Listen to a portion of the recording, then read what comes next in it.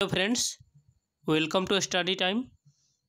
Friends, आज हम लोग बात करने वाले हैं रीजनिंग के कुछ अति महत्वपूर्ण क्वेश्चंस के बारे में, जो कि आपके आने वाले सभी एग्जाम्स के लिए बहुत ही ज़्यादा हेल्पफुल होगा, चाहे वो आपका सेंट्रल लेवल एग्जाम हो या फिर कोई भी स्टेट लेवल एग्जाम हो।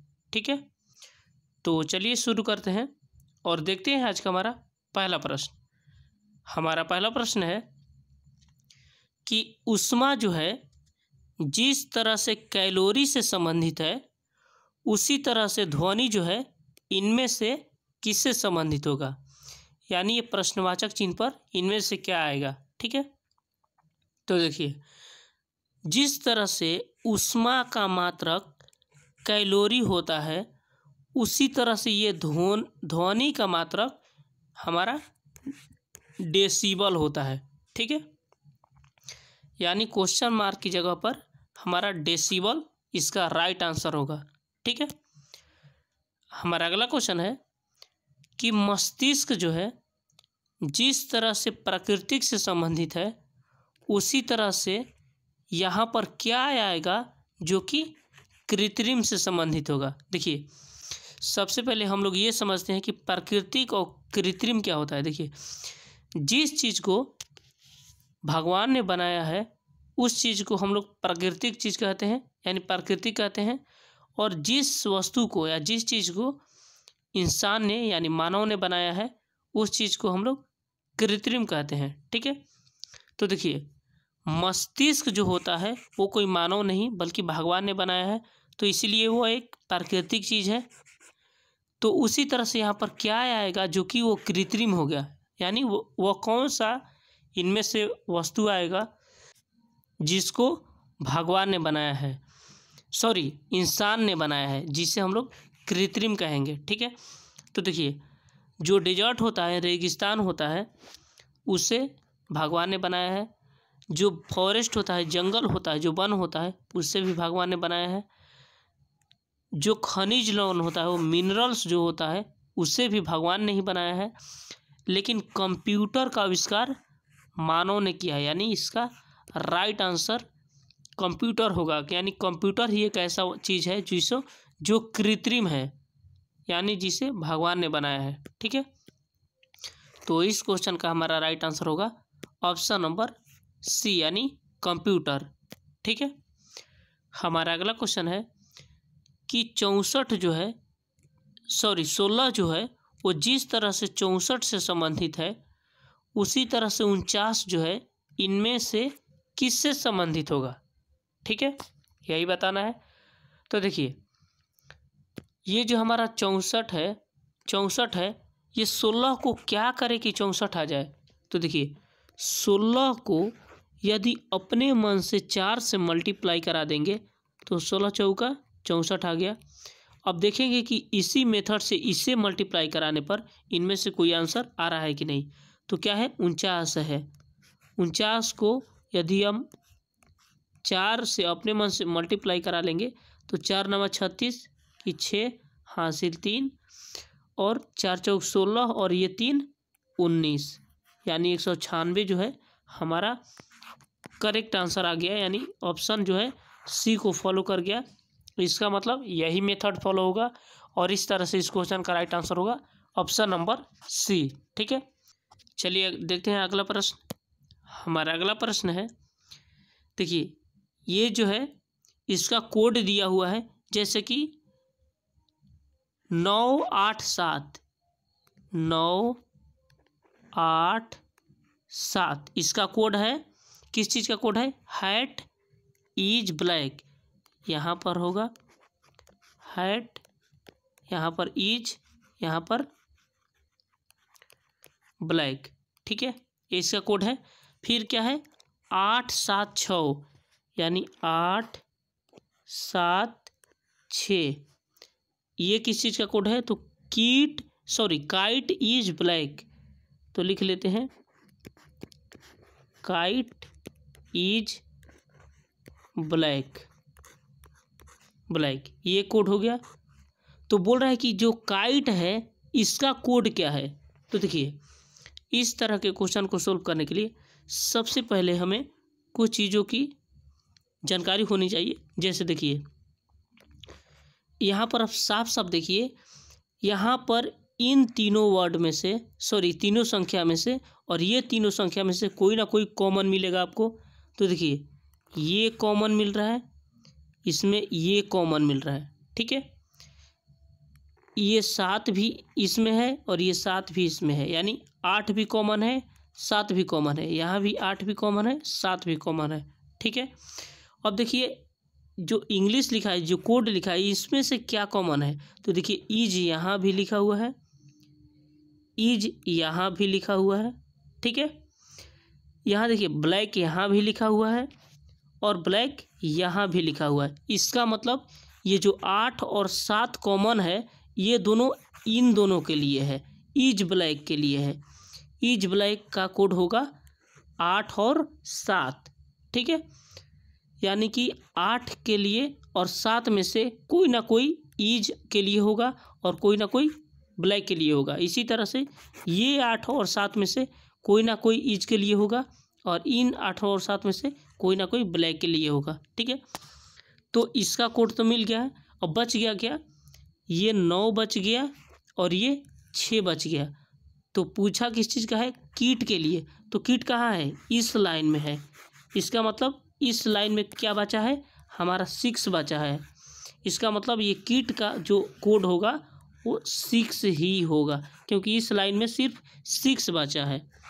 तो इसका जो राइट आंसर होगा वो होगा ऑप्शन नंबर यानी 6, ठीक है।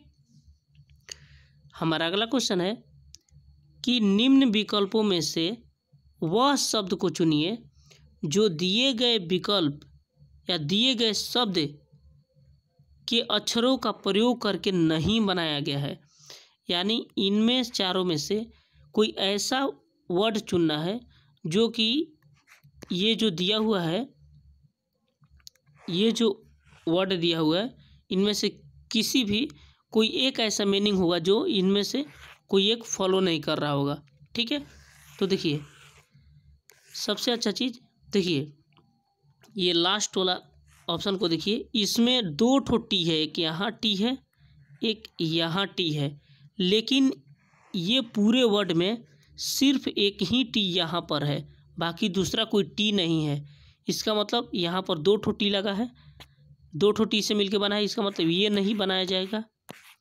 वही तो बोल रहा है कि नहीं बनाया जा सकता, तो यही नहीं बनाया जा सकता है क्योंकि इसमें 2 टी है और यहाँ पर एक ही टी लिखा हुआ है, ठीक है। तो इस तरह से इस क्वेश्चन का हमारा राइट आंसर होगा ऑप्शन नंबर डी। चलिए देखते हैं अगला प्रश्न। हमारा अगला प्रश्न है कि दिया हुआ है कि ये एक सीरीज का क्वेश्चन है, ठीक है। सीरीज का क्वेश्चन है, कौन सा सीरीज, तो अल्फ़ाबेट सीरीज।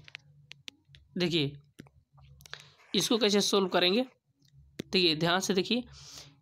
एक्स में कितना जोड़ें कि ये जेड आ जाए, तो 2 जोड़ेंगे तो जेड आ जाएगा।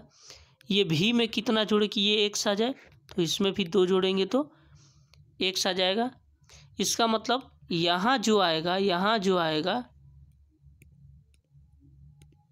आएगा उसमें भी 2 जोड़ेंगे तो भी आएगा। तो इसमें से किस में 2 जोड़ेंगे तो भी आएगा, पहला वाला वर्ड में। तो देखिए टी ही एक ऐसा चीज़ है या एक ऐसा मतलब भावेल है जिसमें 2 जोड़ेंगे तो भी आ जाएगा। इसका मतलब यहाँ फर्स्ट स्थान पर टी होगा, ठीक है। यानी टी में 2 जोड़ेंगे तो भी आएगा, भी में 2 जोड़ेंगे तो एक्स आएगा और एक्स में 2 जोड़ेंगे तो जेड आएगा, ठीक है। अब दूसरा चेक करते हैं। देखिए दूसरा में क्या दिया है, इसको मिटा लेते हैं। अब दूसरा वाला चेक करेंगे। देखिए दूसरा वाला बी दिया है, बी में कितना घटाएंगे या ऐसे कर देंगे कि बी में कितना जोड़ेंगे। अब इस तरह से जोड़ना है, ऐसे जोड़ना है, इस तरह से। बी में कितना जोड़ेंगे तो डी आएगा, 2 जोड़ेंगे तो डी में कितना जोड़ेंगे तो एफ आएगा, तो 2 जोड़ेंगे तो, ठीक है। तो एफ में 2 जोड़ेंगे तो कितना आएगा, जी एच, यानी यहाँ पर एच आएगा, यानी टी एच हो गया। अब देखिए टी एच से कौन कौन सा मिल रहा है, एक ये मिल रहा है, एक ये मिल रहा है। इसका मतलब ऑप्शन ए भी गलत हो गया, ऑप्शन बी भी गलत हो गया, ऑप्शन डी भी गलत हो गया, ठीक है। यानी बचा हमारे पास ऑप्शन नंबर बी और सी, यानी इन्हीं दोनों में से कोई एक करेक्ट होगा। ठीक है, तो देखिए इसमें इस ऑप्शन में ये लास्ट वाला अलग अलग दिया हुआ है, क्योंकि ये तीसरा नंबर तो सेम है, तो इसे निकालने से कोई फ़ायदा नहीं होगा। तो हम लास्ट वाला ये जी और आई के में देख लेते हैं कि यहाँ पर कौन सा करेक्ट आ जाएगा। ठीक है, तो देखिए यहाँ पर दिया हुआ है ए, दिया हुआ है ना, इसको पहले मिटा लेते हैं। देखिए यहाँ पर दिया हुआ है ए के बाद जाना है सी, तो कितना बढ़ेंगे, 2 बढ़ेंगे, तो ए के बाद सी आ जाएंगे। सी में फिर 2 जोड़ेंगे तो हम ई पर आ जाएंगे, और ई में अगर 2 जोड़ेंगे तो एफ जी, यानी यहाँ पर जी आएगा। इसका मतलब ये लास्ट वाला जो जी दिया है ऑप्शन नंबर बी, यही हमारा करेक्ट हो जाएगा, यानी कि यहाँ पर हमारा एस आ जाएगा। ठीक है, तो इस तरह से इस क्वेश्चन का राइट आंसर होगा ऑप्शन नंबर बी। देखिए आप लोग को एग्जाम में सारा चीज़ सोल्व नहीं करना है, आपको स्मार्ट वर्क करना है, हार्ड वर्क नहीं, क्योंकि आप लोग को सिर्फ आंसर से मतलब है। चलिए अगला प्रश्न देखते हैं। देखिए इस तरह के क्वेश्चन को सोल्व करने के लिए सबसे पहले आप लोग क्या करिए, क्वेश्चन को अच्छे से लिख लीजिए एस, इसके बाद यहाँ पर भरना है, इसके बाद है एन, यहाँ इसके बाद है एक्स, फिर यहाँ पर भरना है, फिर इसके बाद है एम एन एक्स, फिर यहाँ पर भरना है, फिर यहाँ पर है एम, फिर है एन, फिर यहाँ पर भरना है, फिर इसके बाद है एस, फिर एम, फिर यहाँ पर भरना है, और फिर इसके बाद है एक्स। ठीक है, यही है ना। तो टोटल गिन लेते हैं कि कितना नंबर है, 1 2, ये बॉक्स भी गिनेंगे क्योंकि यहाँ भी तो कुछ ना कुछ भरना है ना, तो इसे भी गिनेंगे, 1 2 3 4 5 6 7 8 9 10 11 12 13 14 15 16, यानी टोटल 16 संख्या आएगी। ठीक है, अब देखिए 16 जो है किससे किससे मल्टीप्लाई हो जाता है, तो 16 को हम लोग 4 4 में आराम से डिवाइड कर सकते हैं, 4 4 की संख्या में बांट सकते हैं। ठीक है, अगर इस तरह से नहीं समझ में आएगा तो देखिए यहाँ पर देखिए टोटल कितना वर्ड, नया नया अलग अलग वर्ड कितना है टोटल, तो देखिए एक है एस, तो एस लिख लिए, इसके बाद है एन है, एन लिख लिए, इसके बाद एक एक्स है, और एक ये एम है, यानी नया वर्ड जो है हमारा ये 4 ही ठो है। इसका मतलब 1 2 3 4, यानी 4 4 के वर्ड में मिलेगा, क्योंकि नया वर्ड भी हमारा 4 ही ठो है। ठीक है, तो देखिए अब इसको हम लोग बांट लेते हैं, 4 4 पार्ट में कर लेते हैं। देखिए 1 2 3 4, यानी यहाँ से 4 पार्ट का एक कर लिए, फिर 1 2 3 4 यहाँ से भी एक पार्ट कर लिए, 1 2 3 4 यहाँ से भी एक कर लिए, और ये हमारा पूरा एक हो गया। ठीक है, तो देखिए हम लोग सबसे पहले देखेंगे कि यहाँ पर जो फर्स्ट वाला में क्या है, एस है, यहाँ भी देखिए फर्स्ट वाला में यहाँ एस है, यहाँ पर एस है ना, इसका मतलब यहाँ भी हमारा एस आएगा और यहाँ भी हमारा एस आएगा। ठीक है, यानी यहाँ पर हम लोग एस भर दिए, यहाँ भी हम लोग एस भर दिए। ठीक है, अब देखिए एस के बाद क्या है, एम है, एस के बाद क्या है, एम है, एस के बाद क्या है, एम है। ठीक है, यानी तीनों जगह में एस के बाद एम आ रहा है, तो यहाँ भी एस के बाद एम ही आएगा, यानी यहाँ एम भरा गया।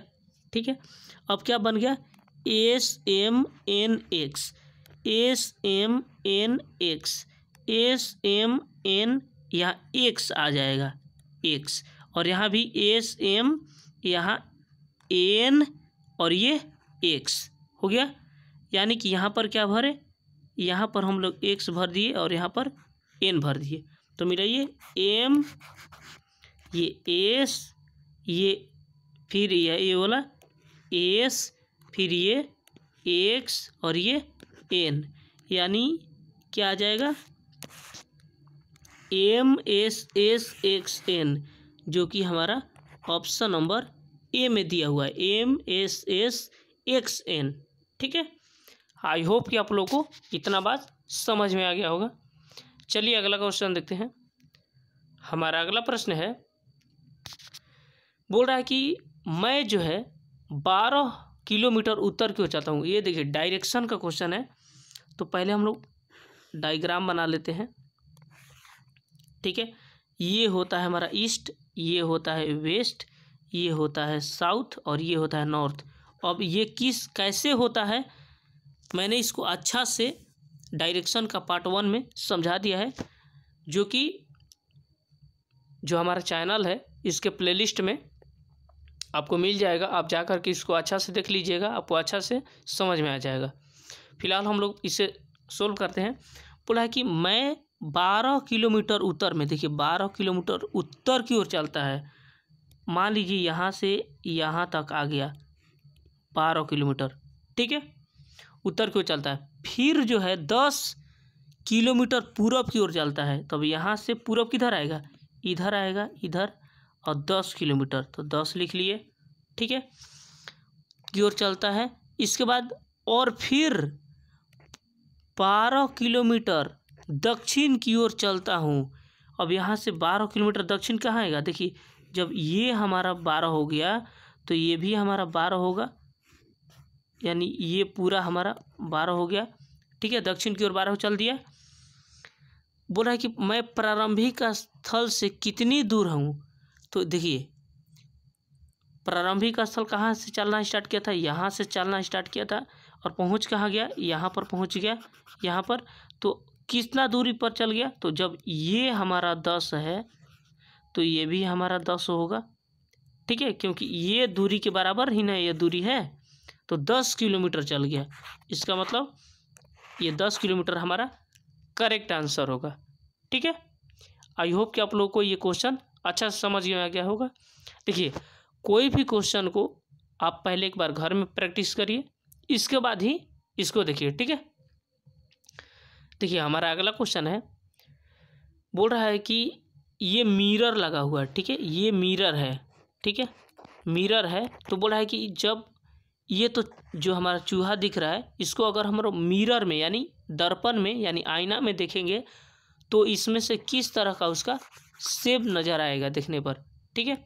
तो देखिए आप सबको पता होगा कि किसी भी चीज़ को अगर मिरर में देखते हैं तो कोई भी नीचे वाली वस्तु जो है वो हमेशा नीचे ही दिखती है, और ऊपर की वस्तु जो है हमेशा ऊपर में ही दिखती है। लेकिन जब जल में देखते हैं कोई भी चीज़ तो नीचे की कोई भी वस्तु हमें ऊपर नज़र आती है, और ऊपर की कोई भी वस्तु हमें नीचे की तरफ नज़र आती है। लेकिन यही अगर हम लोग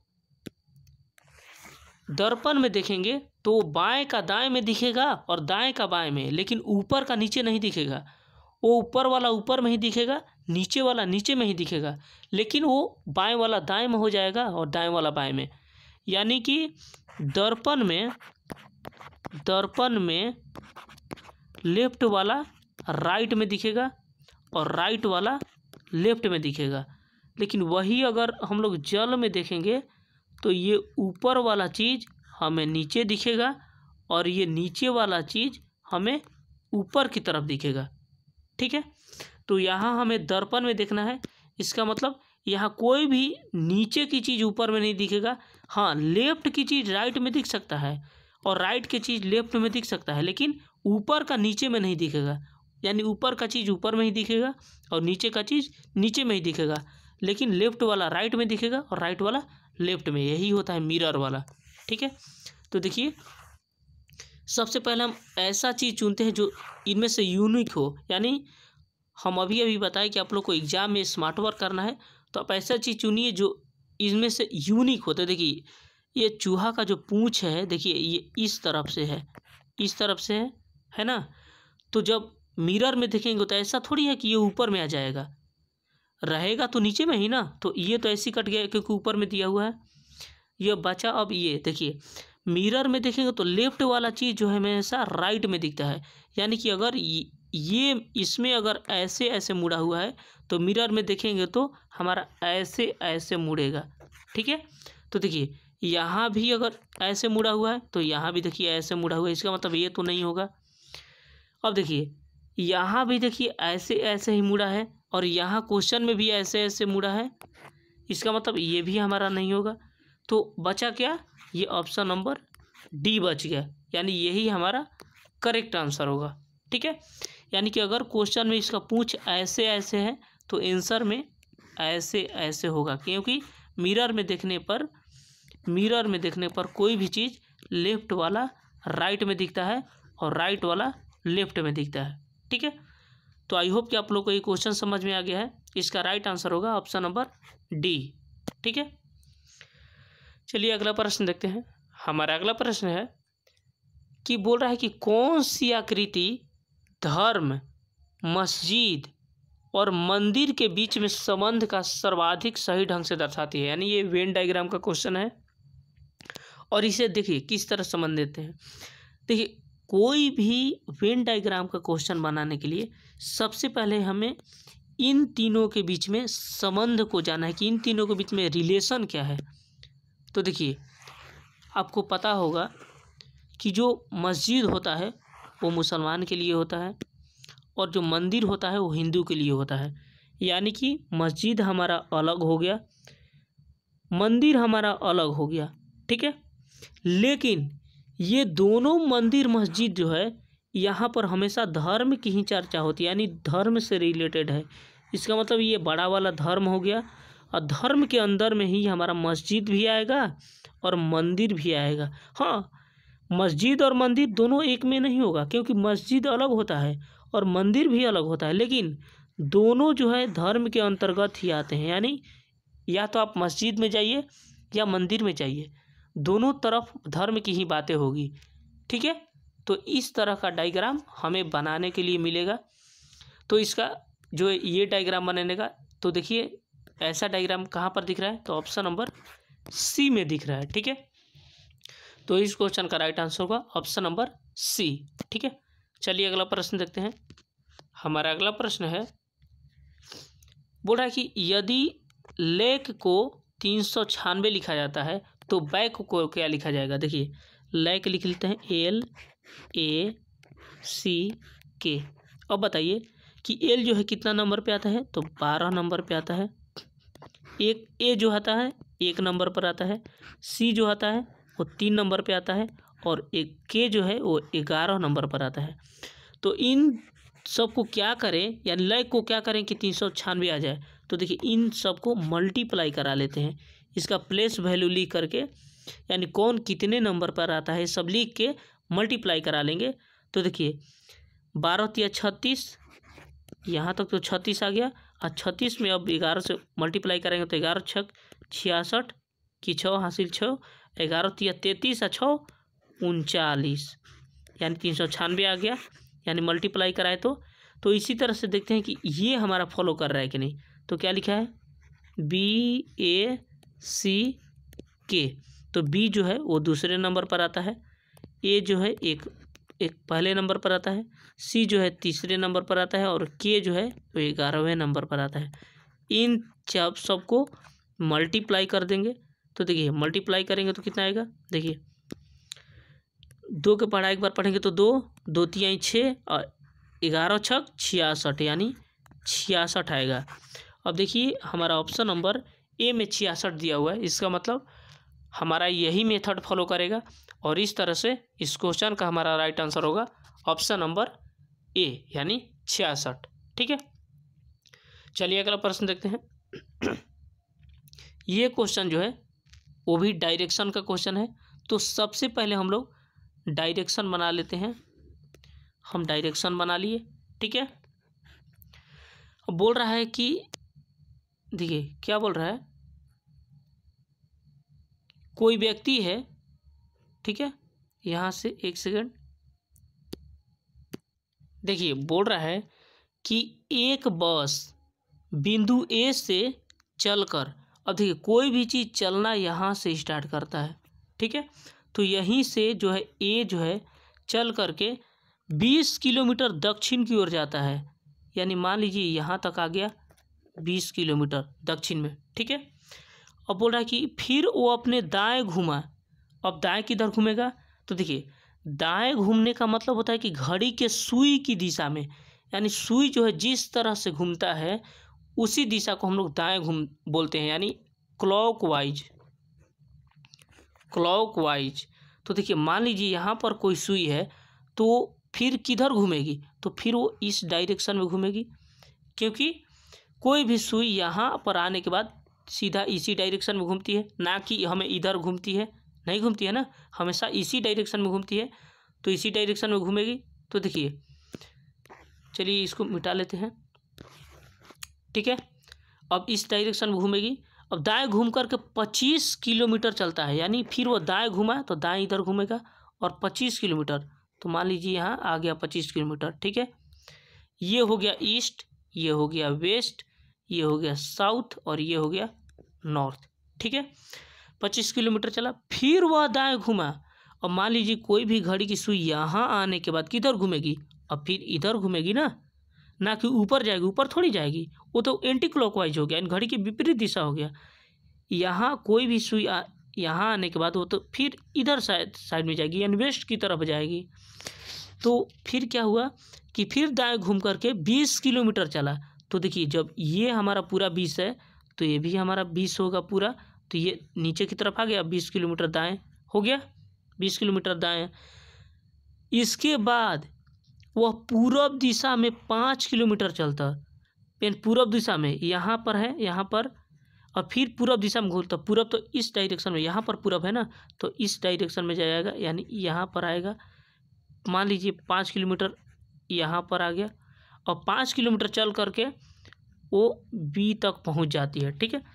तो बस जो है वो प्रारंभिक बिंदु से कितनी दूरी पर है, यानी यहाँ से जो चलना स्टार्ट की थी तो यहाँ से यहाँ तक की दूरी कितना है, तो देखिए ये जब 25 है तो ये भी हमारा पूरा 25 होगा, और यहाँ ये तो 5 चल गया पहले ही, तो 25 में जब 5 घटाएंगे तो बचा क्या, और ये 20 चलना बाकी है। 20 चलेगा तो पूरा प्रारंभिक बिंदु पे पहुँच जाएगा, क्योंकि 5 तो यहाँ चल ही गया है और टोटल ये हमारा 25 है, तो बाकी 20 बचा ना, यानी बाकी जो है 20 किलोमीटर और बच गया है, यानी प्रारंभिक स्थान से अभी 20 किलोमीटर की दूरी पर है, ठीक है।